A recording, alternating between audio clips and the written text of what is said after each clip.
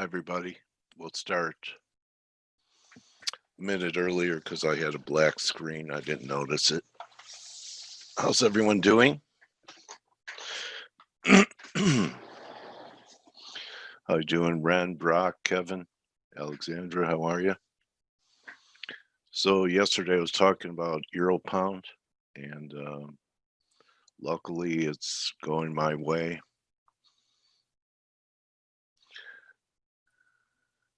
So here's a weekly.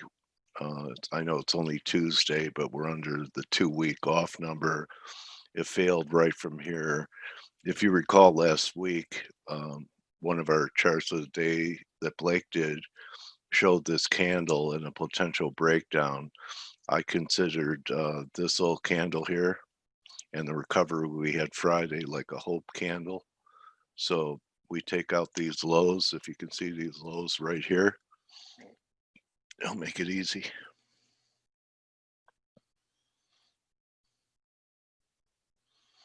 Oh, hi, Jess. Let's call it right here. There's a lot of space underneath it to the moving averages around 87, 70. Hello, K, J. So we'll see what happens. Thursday's going to be a big day. Blake was talking about it in our meeting and brought it up yesterday about Powell may make a statement about inflation that I read an article that Forex gal sent to me that it'll be the opposite of what Paul Volcker did in the late 70s, early 80s when he started tightening, leading to a recession to wring out inflation. This is going to be the opposite to increase the mandate for inflation to let it run hot for a while. I don't know, you know how skeptical I am. I already think it's hot. I don't know if I need more inflation in my life. I think it's only going to squeeze people more because certainly with 10% unemployment, employers are in the driver's seat. Everyone needs a job. So I don't know if you can see a lot of pay increases. So if we have inflation and income remains stagnant like it has for decades, it's going to make life more difficult. I think the Fed is saying this because then when it happens, they could say they planned for it, right? They say, well, when inflation gets hot, they could go, well, that was part of our strategy or mandate to let that happen. So we'll see. Anyway, it's going to be very consequential for the dollar. Maybe it'll be a sell the rumor, buy the fact, as the Dixie is under pressure again. It's trying to hold that false breakout here. Needs to get above. Yeah, that's going to be part of it. Everything's going to cost more. I think we already have it, except maybe in grains, but I don't know. You go to the store, it looks like commodity inflation to me. So Dixie needs to get above 94 to extend this as a potential bottom for a bear market rally. But I was talking to some traders, and I really didn't like where it bottomed. Look at this RSI reading here on the 2-hour, and down at 20. So we'll see. Are we going to get one more? Yeah, it's the most everything I have ever seen. Max W on the S&Ps. So we'll see. Talked about crude making a new high. Looks like we're getting closer to that reality. Here's the high. It's up here at 43.50. So we're about 60 away from that happening. That's something that I'm going to be monitoring pretty closely once a new high comes in. Yeah, and the yen, maybe this is a fade right here. It's turnaround Tuesday. I think it might be worth a shot. See what yields are doing here. and yields are up. But maybe this is going to be a failing rally in yields, and we get this in the 10-year instead of going right to new highs, and we get a similar move in US dollar yen. Only position I really have on right now, it was my highest conviction call or trade coming into this week is EG. Anyone take that yesterday? I think the key to agreed with me, it's one thing to agree, it's another to do it. Did it. Okay, congratulations. And let's see, S&Ps, oh, what a surprise. New highs, RSI over 70. Good morning. One thing I did notice in NASDAQ, it came off much more aggressively than the S&Ps did, but look at this RSI reading. I can't short it here, even for a scalp. But if we rally to new highs this time, and it's under 70, there could be a scalping opportunity on that. Let's see here, the 4-hour. Yeah, the 4-hour to 15-minute. Yeah, I'll be taking a look at this at new highs. So I'm going to start the interview about 10 minutes early today.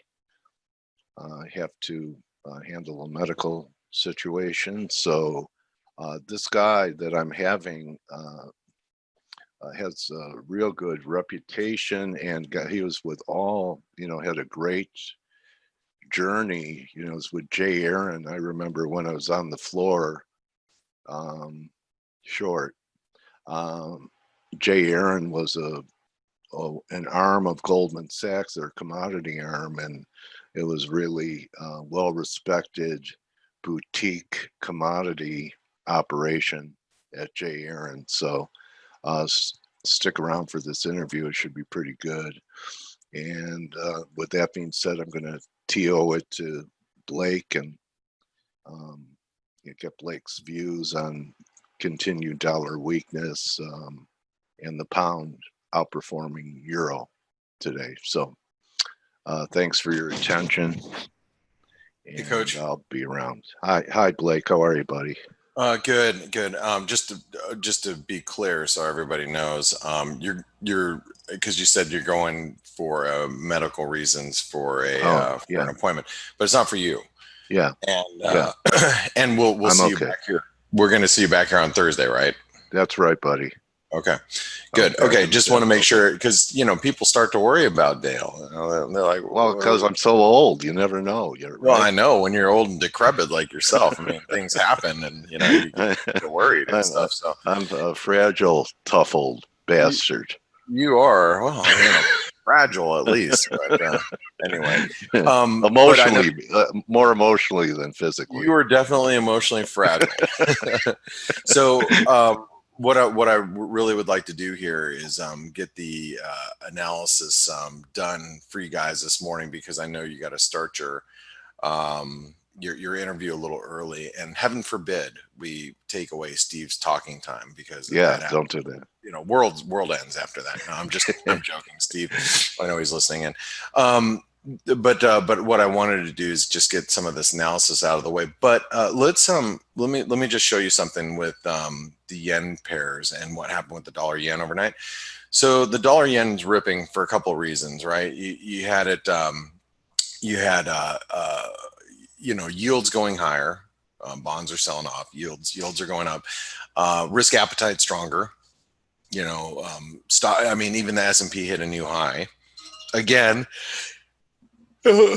Sorry. Now, what's interesting about that actually is the NASDAQ did not hit a new high. It did not hit a high from yesterday's spike high, so which we can talk about as well. But then, everybody was thinking, oh, well, the market's getting a little lopsided with Abe and his health, and everybody's, started buying yen yesterday. Well, maybe he's going to stick around for a little bit, because we're not really dealing with that right now. But just moments ago, was announced that he is going to have a press conference on Friday. he's holding a press conference. Now, obviously there's some speculation around there that he might be throwing in the towel and, bringing in a successor. I don't know about that. But the reason why this is all a big deal, because, and I was trying to explain to the traders yesterday, is because one of the reasons why the yen had weakened so much way back here. Let me pull up a weekly chart. Back here in 2012, and these big moves right here is because of Abe's three-headed dragon approach. He called it a three-prong approach, I think is what he did. But the arrow policy, if I remember right, Blake. What? I think they were calling it a 3-arrow policy. If I remember right. three arrow approach. Yeah, something like that. Yeah, something like that. I think you're right, Steve. And we had this great equal leg move, and I remember everybody just trying to short the hell out of this thing in this move, and I'm just like, yeah, good luck, good luck. I was actually long, but I just remember everybody on CNBC, any currency person would come on, they're like, yeah, I'm going to get long yen. And I'm like, you're going to get run over. I just remember it vividly. But this is when Abe was first elected. All right. And so people speculate that, if because of health conditions, if he steps down, then the yen may strengthen, and it may. But don't expect, the dollar yen to go back to 80 either. Anybody who comes in as an Abe, if he is truly dealing with health issues, and I mean, look, if I was prime minister and I had health issues, and let's say I knew I only had a few months to live, or maybe a couple years to live, I would be like, dude, I'm going to go enjoy the rest of whatever I've got left. Somebody else can take the reins here. I mean, that would be maybe that's me being selfish, but it's like, if you only got one life to live, and you've got a few months left of it, or maybe a couple years left of it, go enjoy after, guiding Japan for the last 8 years or whatever the case may be. But anyway, that's just my opinion. But if you think that all of Abe's, policies are going to be undone in one fell swoop, I don't believe that. However, would the yen strengthen as a result? I think it would, to a certain extent. We could see the dollar yen back down at 10, maybe 102, 100, as people start to speculate that it might unwind some of his policies in the past. I think that might actually be the case. But don't expect, the dollar yen to head back to 80 is all I'm trying to point out. Okay. Now, one of the things about the dollar yen, if you haven't noticed, is we ran right up into channel resistance. We've had this chart up for, I don't think I've changed my drawings here for a couple of, week or two. I think I adjusted the lower trend line. But 106.50, you got resistance right here, and possibly a head and shoulder pattern developing. Oops, shoot, I didn't want to grab that. I did not want to grab that fib level. Let me just move that back. Okay. So, I mean, you might have a little head and shoulder pattern developing. You guys know I don't like to play head and shoulder patterns like this, but that doesn't, just because I don't, doesn't mean the market isn't looking at it. So, I mean, you got a head and two shoulders here. People might start getting a little bearish around these levels. And matter of fact, since I have the bias chart up here, I might as well just go ahead and jot down the numbers. I do think that we're facing some resistance. So let's figure out what that is. So the 78% retracement is right here. 106.63. Channel resistance roughly could be there. Whoops, it could be there as well, depending on how you want to draw this. I was just trying to be more parallel. So keep those lines completely parallel. But I would say 106.65 is resistance today, and it's horizontal resistance. So 106.65. And you guys know I've kept us in range because I believe it is very much a range bound type of situation here in the yen. Intraday support. I mean, I don't think we're going to see 105.30 again today down here. But let me just also state something I just said in our chat room. So just so you guys know, a few minutes ago. And when I say chat room, for those of you that aren't aware, the ForexAnalytix chat room, this chat room right here, this one that we're all chit-chatting around in. Okay, this one. Okay, one of the things I just said right here, and you can read it. So between now and then, we should see the yen leak a little, which means the world have the word may have gotten out what Abe is going to do, because we don't know he's stepping down. We just know he has a press conference on Friday. So the point I'm trying to make there is between now and Friday, you might start to see the yen move a little bit. You might see it weaken. You might see it, you might actually see it weaken, and the, yen pairs go higher because, word's getting out that he's not leaving. But if word gets out that he's, might be stepping down, we might actually start to see the yen strengthen before Friday. So that's why we have to be on guard here with the yen, in my opinion. All right, so support, and that's in the ForexAnalytix chat room for those of you guys it's located right here once you're logged in, right there next to your avatar. See it right there? Okay. What was I going to say? So support. Intraday, I mean, I think intraday we might find some support at 106, but I really have to write down 105.30 is key. I just don't think we're getting down there today. But I may be wrong. I mean, hell, what do I know? I mean, look at stocks right now. I mean, the NASDAQ just posted a lower high, right? Yesterday, spike high. I think if you were around, you probably saw my tweet that I tweeted that, so we hit a lower high overnight. Now the S&P hit a new high. Okay. But the NASDAQ didn't. So, let's say the markets start, selling off a little bit here. Maybe the yen pairs do, pick up some steam and the dollar yen falls a little. It could be, I've seen weirder things happen. Okay, let's go through the analysis here as far as all the majors go.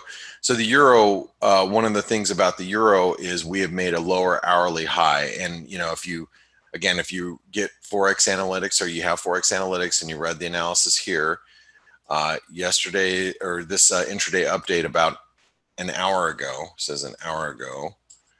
Once again, the euro dollar may be stalling ahead of the 118.50 level, possibly carving out a lower high intraday, as yesterday's highs were near 118.50. So you can see we're making a lower high. And so that puts at risk the lows again. Okay, which yesterday's low was 117.50. We have a little trend line support right here at 117.30. And then obviously key support is 117.10. So what we'll write down right now is 117.50. Well, we're going to write down 117.10, and then 117.50 is support. I still think we're bullish. I think you have to come at the euro with a bullish, more of a bullish stance. But I do have to mention that false breakout has me a little scared being long the euro, even down here. I mean, I might actually try to get long the euro on a dip to 117 before Thursday if we get down there. But I'm not. I'll keep my stops tight, and I'm not going to risk a whole lot. That's my attitude when you got a false breakout that you're dealing with. So resistance intraday 118.50, and then obviously the 618 here at 118.86. So I'm going to write those both down. 118.50, 118.86, still bullish. Cable, another situation where we might have a lower hourly high. Okay, and actually 50% retracement comes in there. So 131.50, 130.50.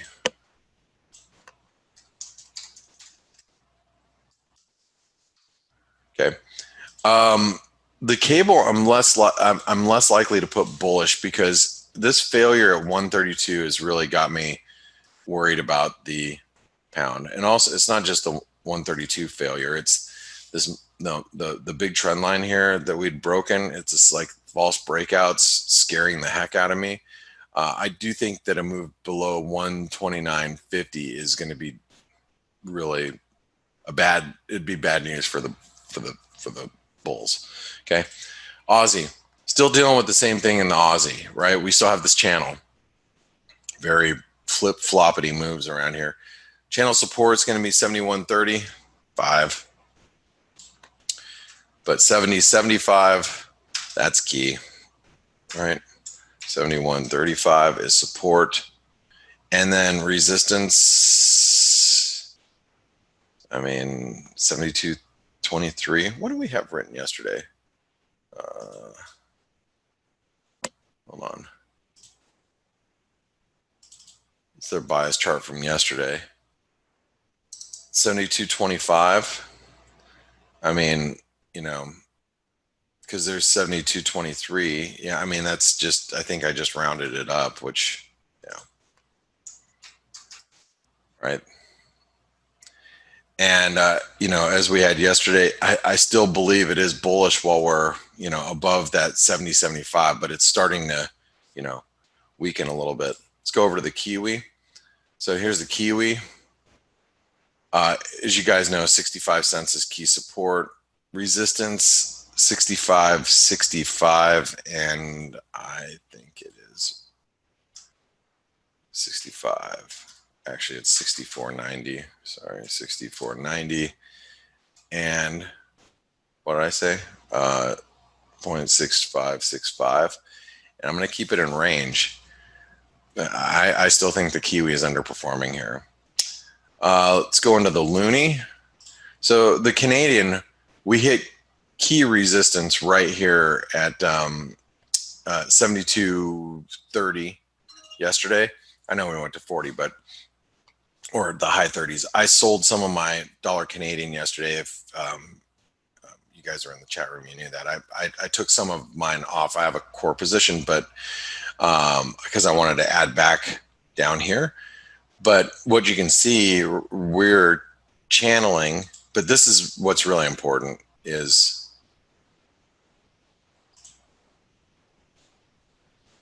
the longer term channel resistance comes in just above where we're at. I mean, you know, so for a 4-hour chart, we're bouncing around between, you know, 31.30 and 32.30, or you can say 32.40 now. Whoops, that I want to do. So 131.30 key support, 132, whoops, 132.40. That's key resistance. Then beyond that is 132.70 or 65, which is really key resistance because that is, oops, that is big time channel resistance, right? And that comes in, yeah, I mean, 32.65, 32.70, you know, we break above that and, you know, the dollar Canadian turns bullish instantaneously. You know, once we break above that on a sustained basis, it becomes bullish. Okay, you know, let me get rid of this. We don't need that right now. Dollar Swiss. I think yesterday pretty much defined dollar Swiss the way it should look. Obviously, while we're below 92.40, we have to stay bearish. But notice we've got a, you know, possible triangle developing with resistance now at 91.40. This is bearish. Oops. And support 90. Well, it's, you guys know it's 90.50. I mean, we've been writing that down forever. So, but I don't know if we'll get all the way down there. We might only get to like 90.60, 90.70, you know, because this is loosely drawn. I'm just thinking we're consolidating. That's why I drew it yesterday. So it's, like I said, it's loosely drawn. We could end up doing this. We can end up doing that. It, you know, it just kind of depends. It kind of depends, like Dale's underwear. Get it, Dale? Dale? Hey, somebody got it. All right, it's a bad joke. All right, dollar Norway. So 50% retracement held at 92, 892.87, which is basically 893. So that 893 is your 50% retracement. And look, guys, this is a multi-month trend line that we broke. I told you guys once we broke it, I'm going from bearish to range. Now, if we get above 910, it's going to turn bullish. Now, we have a lot of work to do to get up there, but I'm just saying, we get above that, and then that, I mean, you guys have watched the evolution of the US dollar Norwegian krona being bearish every single day for the last month or two, and then now starting to turn to range, and now it could quite possibly turn to bullish soon. So just, watch the evolution process of these trends change. Dollar index.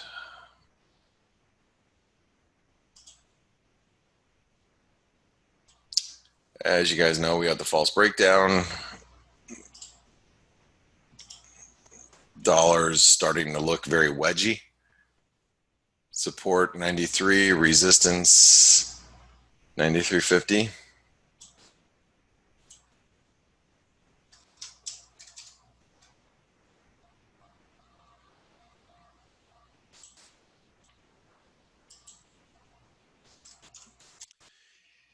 The dollar index is still bearish. And as you guys all know, while we're below 94, it is bearish. While we're below here, it is bearish.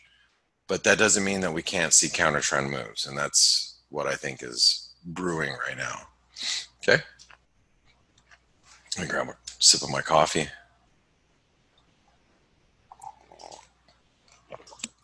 Dollar Mexican peso back down towards really key support here. Again, big support down here at 21.85, 21.90. But yesterday we were capped at 22.04. So I'm going to write this 21.84, 22.30, and you just kind of got, as it dips a little bit, you probably play it on the long side down here, in its range. Gold, as you guys probably remember, 1900 is the big kahuna, big trend line, right? Right now it comes in, because it was 1900 yesterday. Today it's 1905, 1906. It's an upsloping trend line, so it's going to gain a couple points every day. So support now is 1905. That's key. Resistance.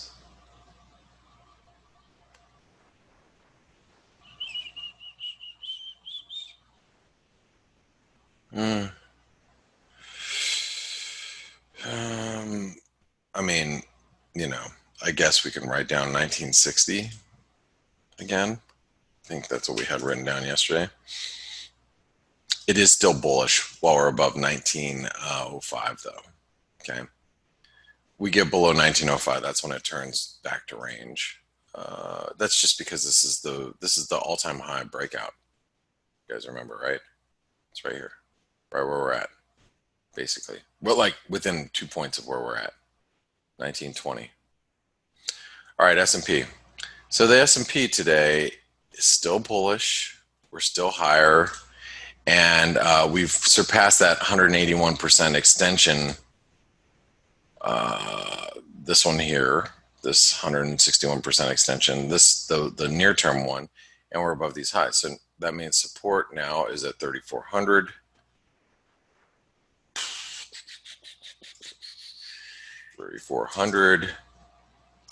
Bullish. Resistance is 7,000.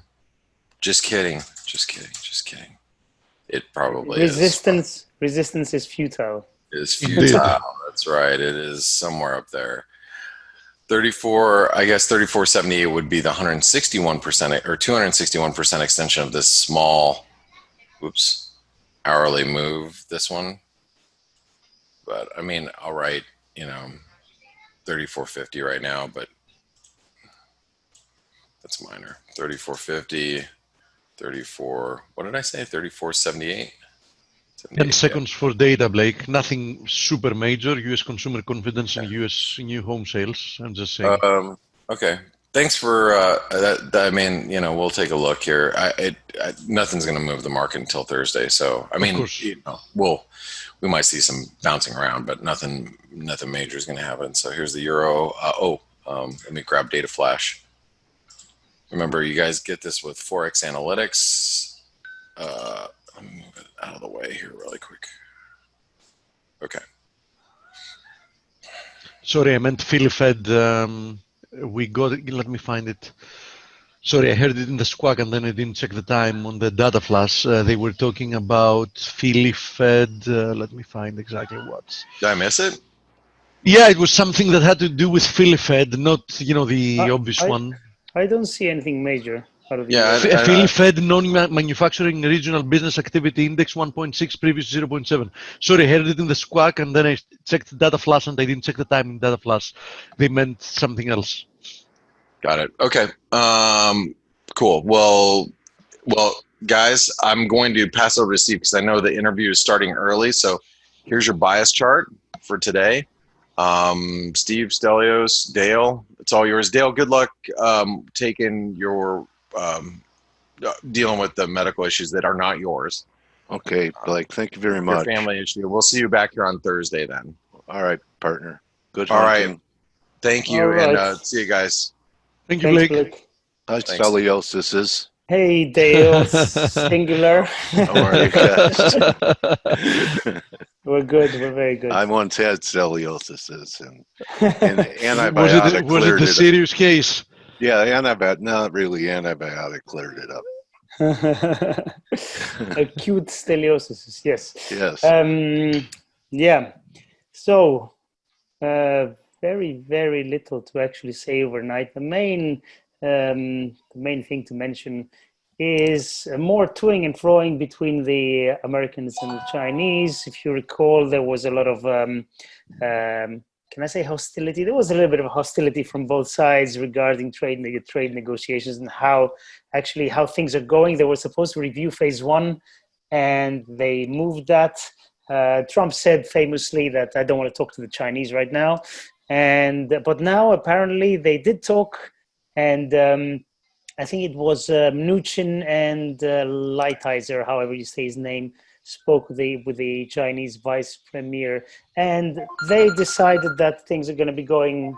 Actually, excuse me for just 1 minute. Okay, sorry. Can you take over just for a minute? Absolutely. Yeah.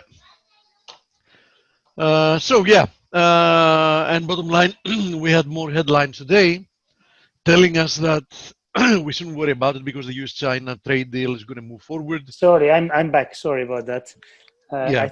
I thought it was an important call and it was not.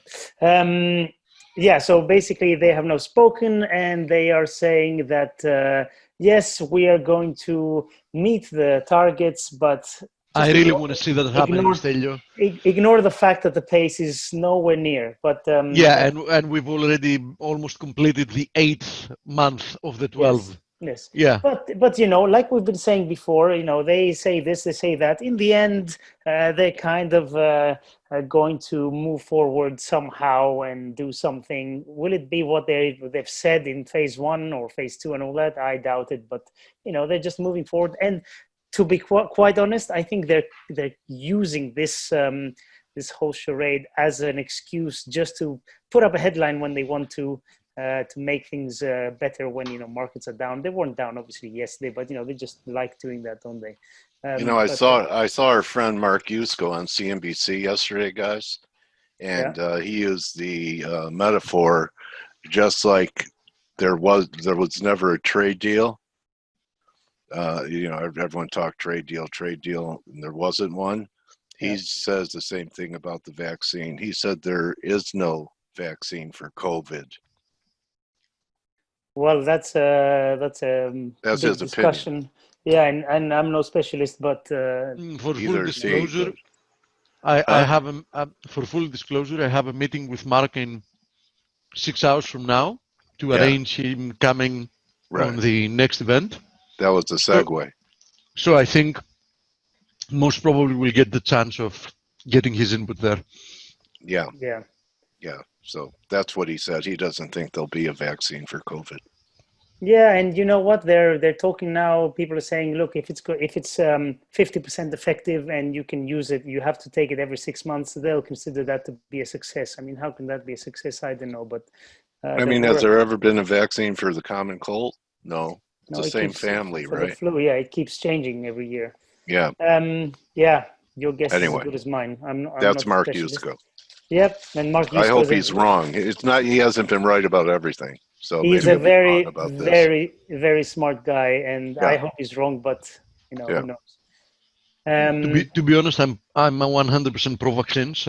I've vaccinated my son, of course, with everything, and myself included. But I can tell you, as a fact, there is absolutely zero chance that I'm going to be trying that vaccine until several months past that. You know, a big part of the population has tried it. What? Not even the Russian vaccine? No, I'm not Putin's daughter. Yeah, I'm with you on that. Yeah, so otherwise, you know, overnight's been very quiet. Risk assets keep going up, metal slightly lower, the dollar is slightly lower. Same old, you know, we can go back 2 weeks and we're probably saying the same things on this webinar. So unfortunately, not very much to say, or at least nothing constructive. I think the market is now waiting for the Fed stage. I mean, they know that Powell is going to, you know, make substantial statements. You know, there's a lot of speculation if it's going to be, you know, just about, you know, completely changing like inflation targeting methods, so on and so forth, or if it's going to also hint of like universal basic income. But you know, everybody knows that you know something big should come out of his mouth, and I think that the market is trying to price in the, in essence, dovishness of whatever is coming, and then it's gonna, you know, try to weigh in what we actually got to see if it's gonna keep rallying from there, or if it's gonna pull back if you know whatever comes out of his mouth ends up being received as underwhelming. Because I mean, we know as a fact that, you know, it's the law of diminishing returns. I mean, the more everybody becomes dovish and the more they throw at it, you know, the more the market needs to be satisfied and keep on rallying. Yeah, and actually, it's interesting because the central bankers, they kind of, it feels like they live in a different world. You know, they don't actually realize what's happening out there. You know, you see they've been using QE and ZIRP for ages now, for 10 years. And what do? They inflate asset prices, you know, stocks, bonds, any real assets, you know, real estate, all that stuff. Who owns all that? Who owns stocks and bonds? I was reading the other day that, what was it? 80% of stocks in the US is owned by less than 10% of the people. Yeah, so that's true. who benefits from all that? Obviously the 10%. And then the rest of the people, it's actually deflationary for the rest of the people, QE, because their disposable income now becomes less and less because it costs more money for rent, more money for everything they do, for healthcare, for education. So it's as if they don't get it. You know, they use these tools, which, yes, in the very short term could work, but you're using them for 10 years now and you're just accelerating now.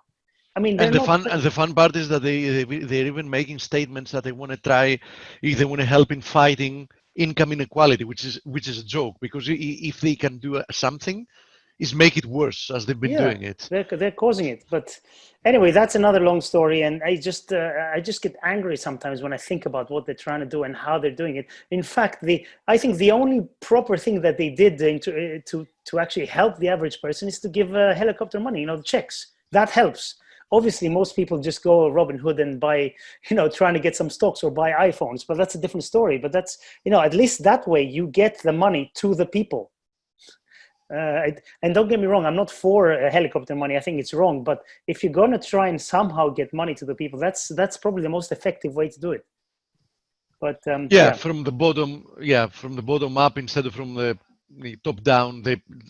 The so-called trickle-down effect has showed that under the current economic environment, for many of the reasons you mentioned, doesn't really work because money doesn't trickle down this way. But in any case, as you implied yourself, the whole conversation is completely wrong, because the best way to, in essence, fix the economy is let the economy function freely and let it heal from the severe wounds that it has already suffered during the many years that monetary policy is trying to fix all problems using the same tool, which is yes, absolutely impossible. Absolutely. Okay. Anyway, yeah. Let's yeah, go to that's the it for charts me. then. Okay. Let me see. So let me go over some of your questions. One case being we haven't had anything major happening in FX since yesterday. So Blake already covered like the major pairs, and given the fact that we've absolutely done nothing, Euro USD still consolidating in a range, cable found again support in this previous triangle, trend line support. Aussie is still oscillating, in this ascending channel, just on top of like major resistance, so on and so forth. So nothing really to say there. The DXY, which I always begin from when we're talking about effects, is still trapped in this range. Somebody can claim that the false breakdown last week might be the beginning of a reversal higher, but in order for that to prove to be the case, we need to go over 94. Until that happens, there is no discussion to be had, because there is no technical evidence that something is really changing other than the fact that we're slowing in momentum. Stocks keep doing their thing. Nothing is stopping them. Monitoring this ascending triangle can be an ascending wedge, but I'm very skeptical, because we see the same situation. We still see major divergences on all indices, but that has been ongoing for a long time. That's why we've been warning that divergences are never a time indicator. They do tell you that something is brewing, and I do believe, for example, that the VIX, the next big move for the VIX is definitely to the upside. But who tells us that it can't take another 2 or 3 weeks or 4 weeks? Nobody. So the situation remains what is. Here's the DAX, for example. Another ascending triangle here, not as steep as in the case of the S&P. Definitely, as I've said multiple times, the FTSE is the weaker sister among the indices. But even in this case, somebody can make the argument that this recent consolidation is more likely to break to the upside and attack the confluence of resistances at 6,600 than break to the downside. Here is the Nikkei. We had been talking before I left for vacations about this Nikkei triangle, and that it was most likely to break to the upside. It did break to the upside. It backtested it, and now we seem to be moving higher once again. Another index I was showing in the chat room before I left for vacations was the Australian one, because it was testing this confluence of resistances from this flat top triangle and the 200 daily moving average. Still no news from from it. Still testing the same area again and again, unable to break through it. But on the other hand, it's not that the bears have actually managed to take control of it. So I still think that from a technical perspective, there is, it's more likely that we're going to end up pushing through than anything else, at least for the time being. Nothing seems to be changing for now. So, you need to respect the larger trend, like it or not. It is exactly what it is. Now, as the stock indices keep moving higher in a fashion that's not really, doesn't really display strong momentum, it's definitely, this it's definitely bullish, the fact that we have a continuous bid coming through the market, but it's not that you can call the move explosive. I think that this is also what keeps crude oil bidding this ascending triangle. If we do get an explosive move from stocks, because keep in mind, what I didn't say before is that this type of price action we've seen many times in the past, and sometimes this type of price action evolves as follows. It first has to go vertical, completely vertical, the market to become, really totally stupid. Examples, a good example, a rather recent example is this period that peaked at the end of January of 2018. For those of you that were here and remember it, let me zoom in so you can see it. We had the market being in a relentless move higher, and everybody was trying to top pick the market because it was overdone. But before it actually topped, it went literally vertical. So this market has really started reminding me of that. So I wouldn't be surprised if the market first has to go vertical and get everyone that's left being bearish capitulate completely and be like, throw in the towel and be like, okay, I'm done. I mean, I'm not even going to attempt being short again before it actually reverses lower. Now, if that's the case with stocks, which is a likely probability, I believe that this is also going to help crude oil do something equivalent. I mean, first, get a temporary breakout from this triangle, perhaps a few days of very strong up move before actually failing and producing some type of a deeper corrective move lower. Now, the recent weeks, we've seen the gold stock correlation, which was rather good, breakdown, which it's natural. I mean, the opposite was not really natural.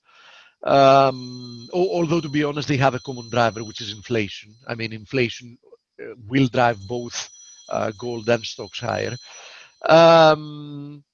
So we've seen this decoupling, and it's still uncertain what we're seeing here in gold and silver. I mean, is it some type of a broad corrective formation unfolding, or we need to see another leg to the downside? This remains to be seen. During the past 3-4 trading days, it's not that we've seen something big, but given the fact that we had this major breakdown and this massive candlestick following this recovery, I have to say that in the short term, the path of least resistance, in my opinion, remains to the downside. So from a risk reward perspective, I still see the potential for more downside in gold and silver. But that's just my short-term thesis, because nothing has really changed having to do with my long-term thesis, which is that it's almost inevitable for gold and silver, with monetary metals, to overperform the vast majority of assets. Now, let me go through some of your questions fast, because we do know that today Dale has to start his interview a little bit earlier. Question about platinum. Yep. Natural gas September and October. Please compare a range. I don't have the time to do this now. I can have a look at NGAS though and tell you what I told you yesterday. Yesterday I closed my long position here. It was a very good run, and it might run actually even higher from here. But we've now satisfied the ranges extension, and we are testing confluence of resistances. So I would definitely start being a little bit careful here. We might get a reaction, even if it ends up temporary.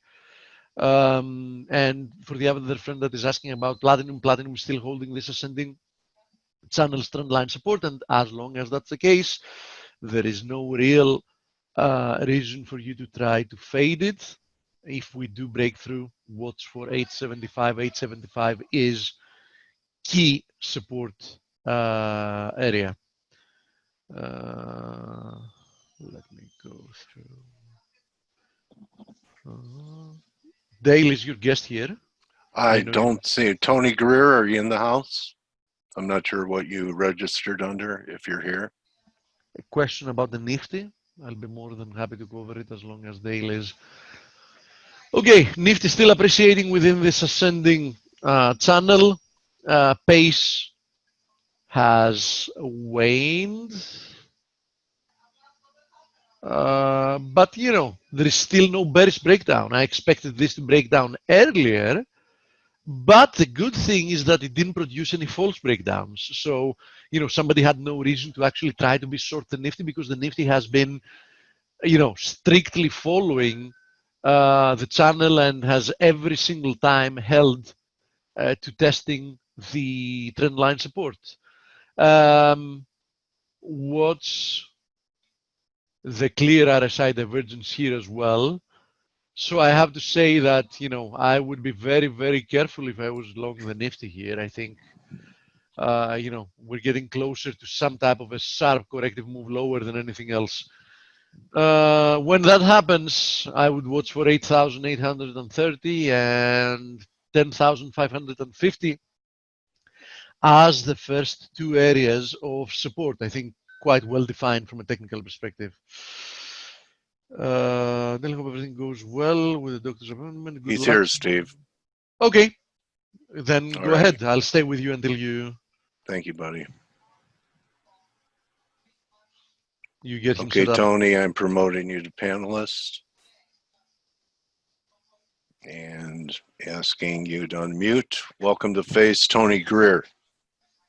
How are you guys? Good, buddy. I read about you. You had quite a journey as a trader, you know, and I remember I dreamed of having a job with J. Aaron and Company. They were such a boutique, top of the line commodity operation. You were fortunate early on in your career to be surrounded by pros. I really was. You know, through my Also, market. before we get going, Tony, if you want to share, are you going to share your screen today and show us anything, or just talk?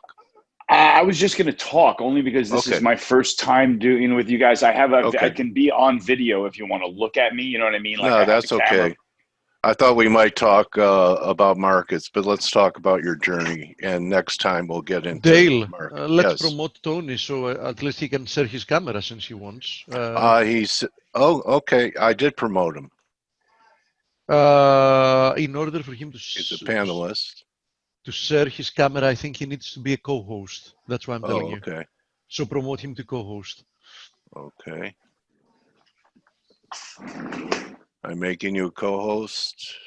And then So he can go share ahead, his Tony. camera. You could use your video camera now. All right, let me see here. There we Steve's go. my producer. All right, there you are, Tony. So is that your pandemic look? Yeah. Huh? Let me just put let me put all these white screens down on my. Can you hear me okay? Yeah, can hear you. All right, great. I can talk about whatever you want. It doesn't necessarily have to be me. I have a strong view on the dollar. You know, I know that you're an FX technical, you know, basically, you know, entity that's, you know, sharing stories like that. So, you know, we cover everything. We cover everything. So you have a strong view. Are you a raging bear? No, it's more in the dollar. I call it a lasting dollar bull, right? It's hard to shake me off of being a dollar bull because I just believe in that we're still the best center for investment on the globe, right? Our economy is stronger than the other economies. Our currency should therefore remain the reserve currency, and I don't think that there's any danger of that changing. While the dollar may fluctuate and trade, you know, from dollar index 90 to 110 within that range or something like that, to me, that's not really dollar moving. You know, I can use that as a barometer, an indicator for what it means to other markets. But for me, a 5 or 10% move in the dollar is just something that's indicative of something else going on. So that's kind of how I posture it. Okay, the range bound, is that central planners keeping things in a range? That's their intention, to reduce volatility, take the currency markets away from traders? Well, What do you think? It seems very much, certainly, Dale, that since 2008, since we and then the rest of the world embarked on this hardcore QE plan, that we've been sort of taking turns trashing each other's currency, if that's fair to say. So Yeah. I do believe at some level that it could be, I try not to be too conspiratorial, but it could be somewhat by design that you don't see a runaway train in one currency strengthening versus the other currencies, right? It's just a sort of, consistent amalgamation of currencies weakening against gold and precious metals and things like that. Yeah. Okay. You think Powell is going to have some dollar moving news talking about raising the inflation target? I don't know about you, Tony, but I think they're setting this up because they know it's going to happen anyway, and then they could say they planned it, higher inflation. What do you think? That's a very interesting way of looking at it, Dale. I've been writing, just recently as the Bloomberg Commodities Index has picked up with this rally in precious metals and the rally in energy. I've been saying, this time around, it looks like we're going to see some serious headline inflation. And it seems like it would make sense given the size and scope of the balance sheet ad the Federal Reserve just had. So yeah, I'm kind of thinking that we're going to see it. And if they're going to presage it by saying we're expecting it, then yeah, it sets them up pretty nicely to be right for a change if they know that it's coming, right? I think you should be on CNBC because you have one of the nicest workstations, office, nice, more professional looking than a lot of these guys on Fast Money and everything. And getting back to the dollar, the bulls have an argument about dollar shortages. That there's so much dollar denominated debt, there's not enough dollars to service it. It could end up creating a squeeze in the dollar during some type of major risk off, or maybe that's going to be the cause of risk off, emerging market economies that have all their debt denominated in dollars. What do you think of that narrative about a dollar shortage? I respect that narrative. It's not my narrative, but it's out there, and I certainly hear it coming from well-respected voices in the foreign exchange market. So I do very much respect that. I can't say that I found direct evidence of the dollar shortage. I do understand that there's so much dollar-denominated debt issued around the world that there should be a natural bid to the dollar. I don't, I can't myself envision the mechanics behind a massive dollar short squeeze. Maybe that's a fault that I have. But I'm consistently thinking that the dollar is range bound. I'm consistently thinking that it's sort of just either in favor or out of favor. And to me, it seems like, given the biggest economy on the planet just had a massive, we almost doubled the Federal Reserve's balance sheet. Obviously, we're taking on massive amounts of debt. To me, it kind of makes sense that the dollar got punched in the nose a little bit and had to, take a 5 or 10% pullback. I don't think it's anything that is a secular developing trend, though. Okay. When it comes to the Chinese, Tony, everything is, we're like in a Cold War with them economically. And I've had guests that talk about using the dollar as a weapon by revaluing the dollar, that would be harder for China to cope with a revalued dollar rather than a weaker one. What do you think of that as far as using currency as a weapon?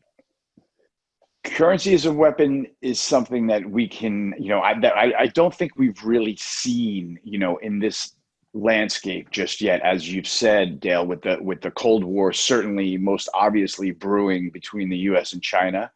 I think that it's something that's going to get even hotter as we get to or through the election, because I don't think that President Trump has levied his full response to them allowing the coronavirus to spread so widely around the world yet. So I think we're due for an even more intense Cold War, which does lead you, which definitely does lead you to start saying to yourself as a trader, I should probably start thinking out of the box here in terms of what could go on between the U.S. and China. And so that is something that I'm, just watching as closely as you.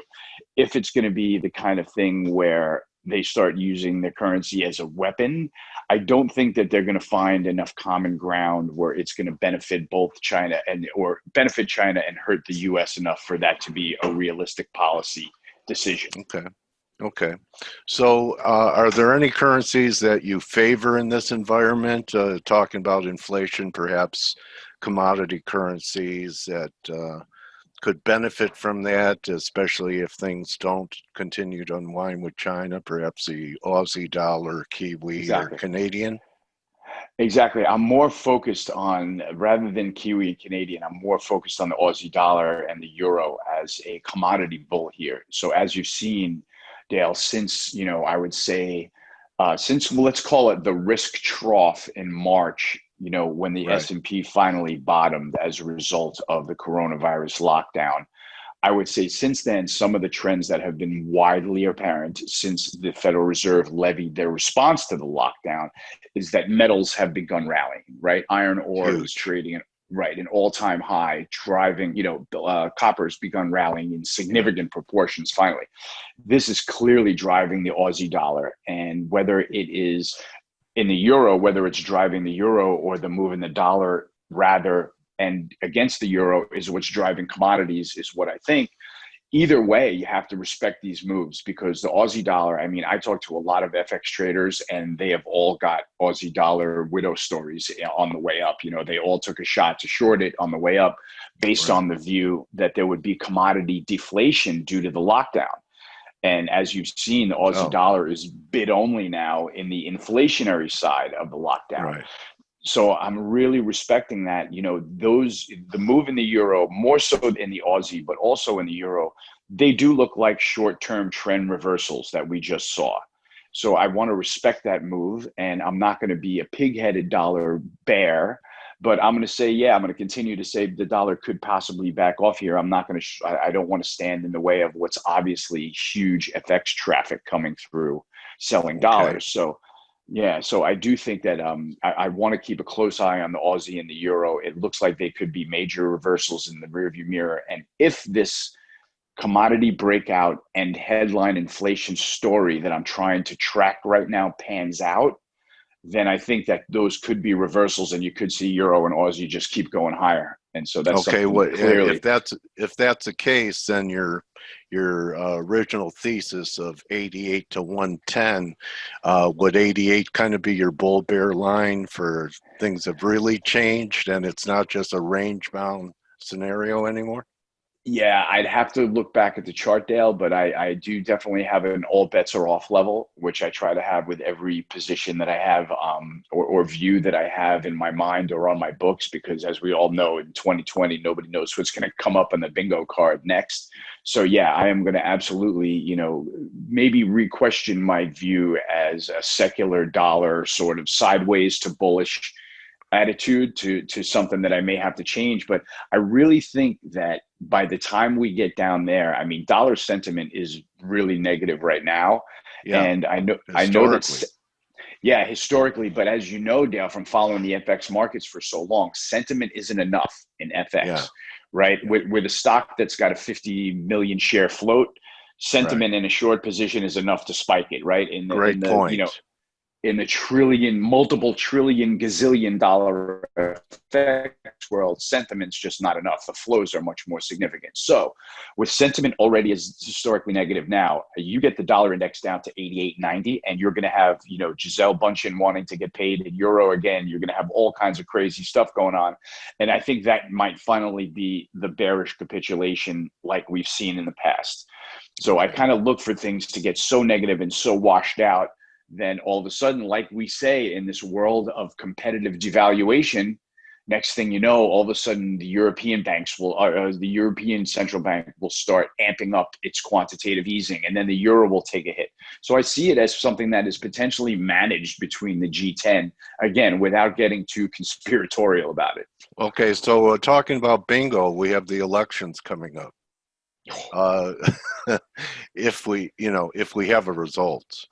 We know it's going to be contested. It's going to be the most dramatic attempt at a transition in power in my lifetime. And I'm wondering if you have any view.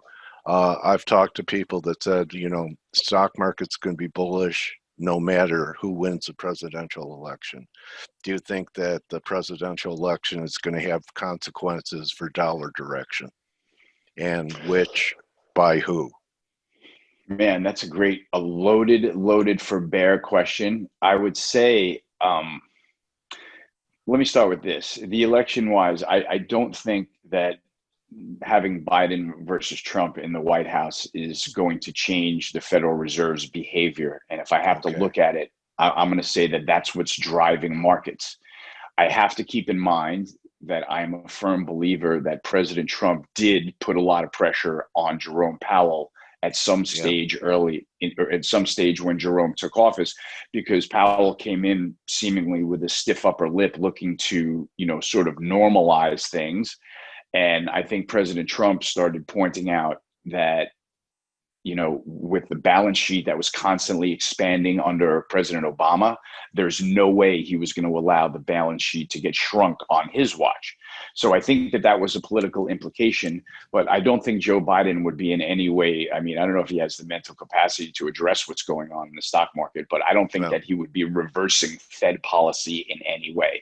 So I'll answer. Yeah. Go ahead. I'm sorry. But now he's saying he will make the dollar stronger. He really pays attention to markets. That's what he's saying now, as if people are worried about it. I think stock market people are celebrating a weaker dollar. That's a tailwind for all assets.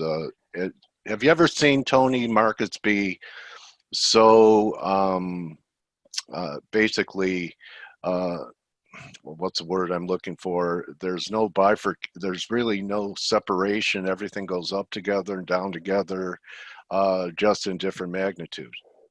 Well, I'm kind of a stock market scientist, Dale, and I'd argue that we're finally in a different phase right now. Right now we are in the stock market wealth gap bifurcation phase like I've never seen before.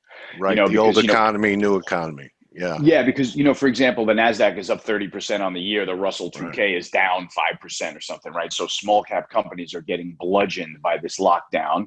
And the big four, what we can call the lockdown companies in technology, are all thriving like they've never thrived before.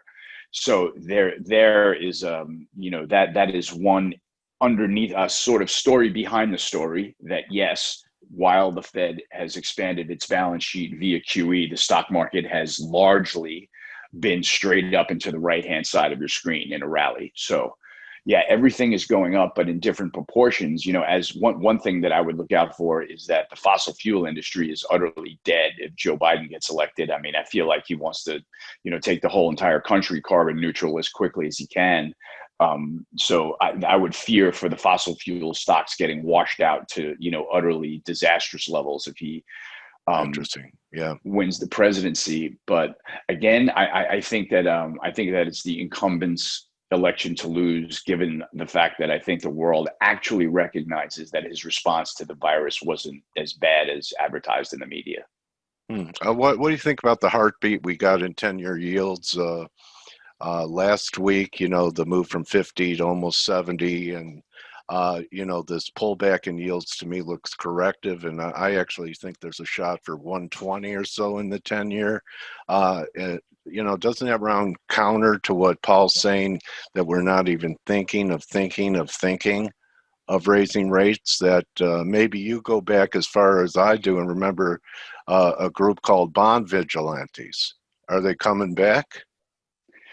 Man, we've been led to believe, Dale, that they've been left for dead somewhere, somewhere along the course of our career. And while I do not believe that that's the case, that they'll always be back at some level. Yeah, man. I mean, I'm watching the 10-year yield like a hawk, and the move higher to 75 basis points last week was in line with my view that we were going to see headline inflation and rates were going to have to ratchet higher because of it. In response, however, they just got body slammed again, so I'm concerned. And I'm not going to come out and tell you that I'm a big bond trader or bond risk taker. I use the bond market as the guide to my position and my views in the markets. I really do. I kind of respect it as a spectator rather than digging in and deciding that my view on interest rates is right and the bond market is wrong. TLT just doesn't look that good to me right here, even this recovery. So, I just think it's probably the most contrarian trend idea out there, is that rates could go up. Tony, I'm sorry that I didn't have a full half an hour to work with you today.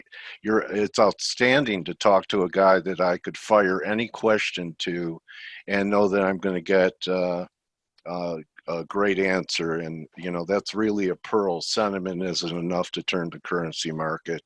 I'd love to have you back again when we have more time and when I have more time. And, you know, once you have an interview with me, you become my trading warrior brother.